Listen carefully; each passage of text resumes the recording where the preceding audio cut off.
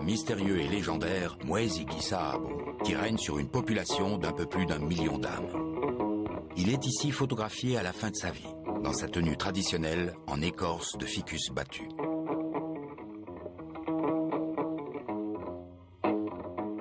Ces photos, prises par des explorateurs européens, marquent le début des transformations que la civilisation burundaise va vivre au cours du siècle, au contact des Allemands d'abord et des Belges ensuite. Jusqu'en 1962, année de la déclaration d'indépendance du Burundi, les influences coloniales amènent le pays à de profonds changements tant politiques qu'économiques et sociaux.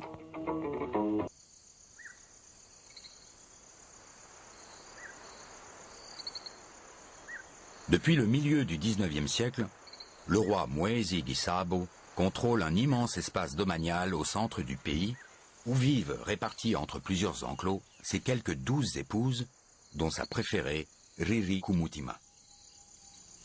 Il vit entouré de conseillers, de devins, de prêtresses. Chaque famille habite un rugo, un ensemble de constructions entourées d'une épaisse enceinte de branchages. Le peuple du royaume parle la même langue, le Kirundi, et partage les mêmes croyances, incluant un dieu suprême appelé Imana. Sur les collines, la vache est le symbole de richesse, mais aussi un animal de prestige. Elle a même valeur de référence pour l'esthétique féminine. Si une femme est belle, on peut dire en parlant d'elle « Amaso meza kainyana ». Elle a les beaux yeux d'une génisse. Les hommes, eux, se distinguent par la forme de leur lance. Ils la plantent devant l'entrée de chaque habitation pour indiquer leur présence. Les principales guerres de conquête, qui ont fait doubler la superficie du pays, ont été menées dans la première moitié du XIXe siècle, sous le règne du Mwami Ntare Rugamba. Mwezi Gisahabo, son fils, a surtout mené des guerres défensives. Il garde les stigmates des nombreuses batailles qu'il a menées. Une jambe raide suite à un combat l'oblige à se déplacer avec des porteurs. Il cache aussi un œil borgne derrière un voile de ficus. Avec ses guerriers, il affronte avec succès les esclavagistes arabes du chef Rumaliza, malgré l'usage des armes à feu des envahisseurs. Chaque combat des Burundais est célébré au rythme des tambours et par les danses des guerriers d'élite, qu'on appelle Intore.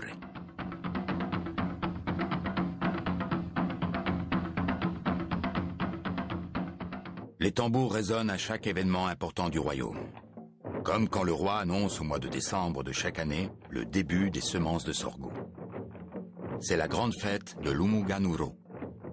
Le sorgho est une céréale associée à la tradition et à la vie sociale du Burundi. La légende prétend que les rois naissent avec une poignée de sorgho dans la main. Lors de l'Umuganuro, le tambour sacré Karienda est présenté à la population. Tous les tambours du pays grondent pour célébrer le début des semailles.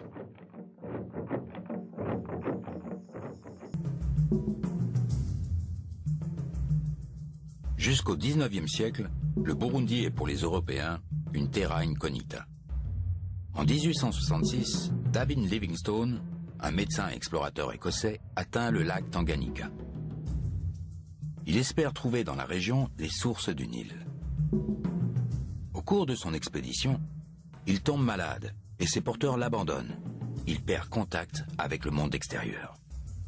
Un journaliste américain, Henry Morton Stanley, est mandaté par son journal, le New York Herald, pour le retrouver. Après de longues recherches, il arrive en 1871 à Ujiji, un comptoir swahili situé sur le lac Tanganyika, près de l'actuel Kigoma en Tanzanie. Et il retrouve l'explorateur. Dr. Livingstone, I presume, lequel répond « You have brought me new life ». Leur premier échange reste célèbre. Une pierre est érigée dans la région de Kabezi, à 15 km de Bujumbura, en souvenir de leur campement sur le littoral burundais. Après la conférence de Berlin de 1884-1885, où est négociée la répartition des territoires africains entre les puissances occidentales, les différentes parties décident le 1er juillet 1890 que l'Ouganda revient aux Anglais et que les Allemands récupèrent toute la région à l'ouest du lac Victoria, en incluant les royaumes du Rwanda et du Burundi. Les Allemands investissent leur territoire en créant une garnison à Usumbura en 1897. Ils commencent alors à multiplier les expéditions militaires à l'intérieur du pays pour mater les rébellions et soumettre le Mwami à leur autorité.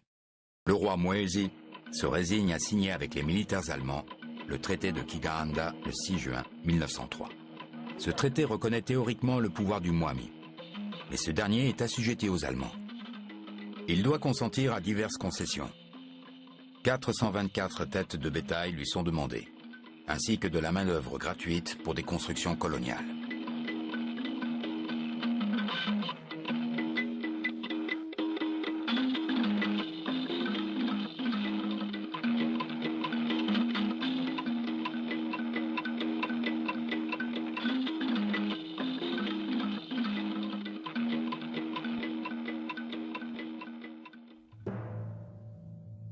Une grave rébellion éclate au sud-est de l'Afrique orientale allemande.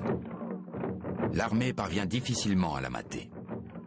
Pour éviter de nouveaux affrontements, les Allemands optent pour une politique coloniale plus respectueuse envers les autorités traditionnelles. Au Burundi, le pouvoir du Mwami est rétabli. Le pays devient en 1907 une résidence sous protectorat allemand.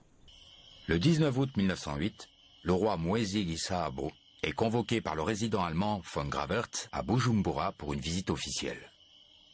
La délégation d'au moins 1 millier d'hommes arrive à la station. Des cadeaux sont échangés. Le roi présente plusieurs de ses fils.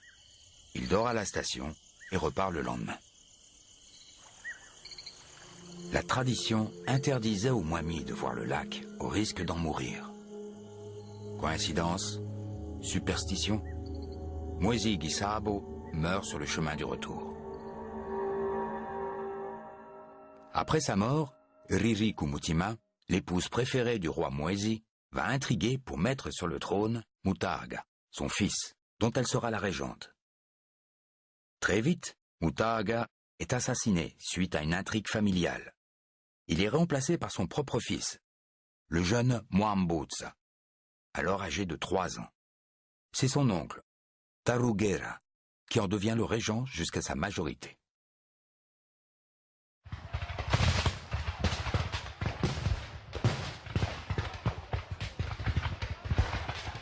En 1916, la Première Guerre mondiale a éclaté depuis 2 ans. L'armée coloniale belge, composée majoritairement de Congolais, prend l'avantage sur les Allemands dans la région du Burundi. Ils sont aussi appuyés par l'armée anglaise, venue d'Ouganda et du Kenya. Le 10 juin 1916, le cuirassé von Goetzen, lancé sur le lac Tanganyika, est coulé devant Kigoma par un hydravion de la coalition anglo-belge.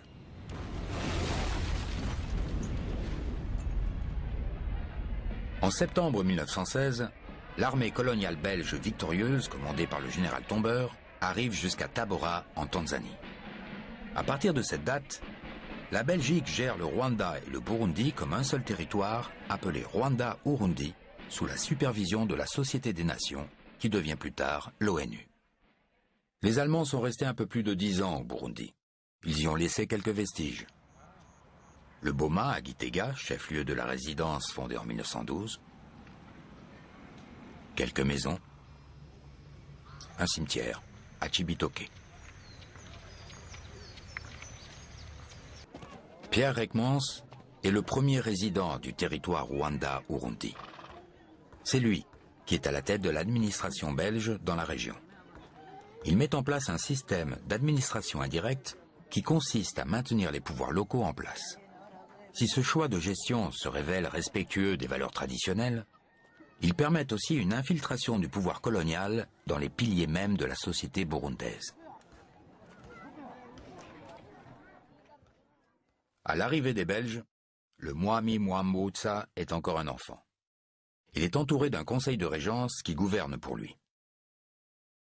Ce conseil de régence est, sous le mandat belge, élargi à des Ganois gagnés à la cause coloniale.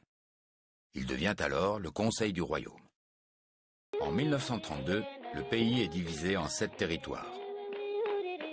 Ces territoires sont subdivisés en chefferies et en sous-chefferies dirigées par des Burundais sous l'autorité du Mwami. Mais c'est l'administration coloniale qui a le dernier mot. Entre 1950 et 1960, plusieurs missions de l'administration coloniale belge et de l'ONU sont organisées en vue de préparer les populations à décider de leur avenir. C'est maintenant les Burundais qui votent pour élire leur chef et leur sous-chef. Ces derniers prennent le nom de bourgmestres et conseillers communaux.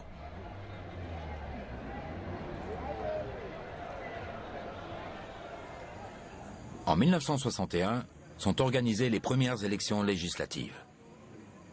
Elles se déroulent dans des conditions reconnues démocratiques par les observateurs de l'ONU présents sur place.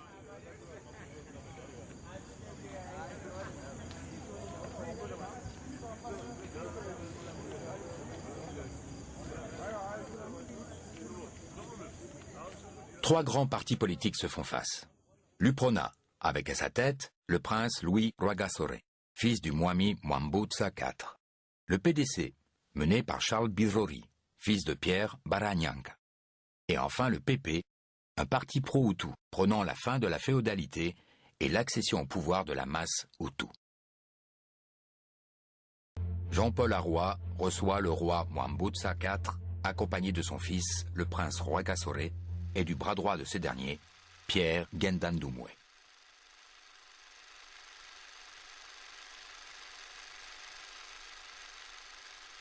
Le Burundi devient une monarchie constitutionnelle. Le prince est appelé à former le premier gouvernement. Rwagasore a pour mission de conduire le pays à l'indépendance. Il déclare « Nous sommes devenus des enfants libres et adultes, mais nous suivrons la tradition de notre peuple, qui veut que les enfants restent respectueux et témoignent de l'affection. Vous nous jugerez à nos actes, et votre satisfaction sera notre fierté. » Monsieur le Premier ministre, quand le Burundi deviendra-t-il indépendant? À quelle date demanderez-vous l'indépendance aux Nations Unies? Il est difficile maintenant de fixer une date, mais il est évident que nous voulons nous préparer, prendre les choses en main. Là, sans exagérer, je vois 5, même à 7 mois, et même à 8 mois.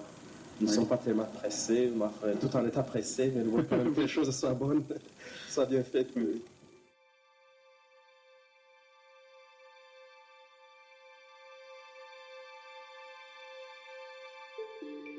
Quelques semaines plus tard, le 13 octobre 1961, à 23 h, alors qu'il dîne avec quelques membres de son gouvernement sur la terrasse du restaurant Tanganyika, le prince Rwagasore tombe sous les balles d'un tueur à gages d'origine grecque, Kajorgis.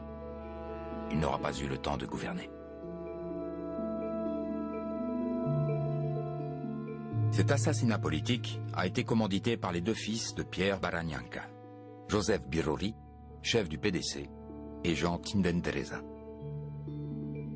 Au terme d'un long procès, les deux frères ainsi que le tireur sont condamnés à mort et pendus. Après la mort du prince, commencent les luttes interpersonnelles au sein du parti UPRONA. Malgré les nombreuses manipulations politiques, le roi Mwambutsa déclare l'indépendance du pays le 1er juillet 1962.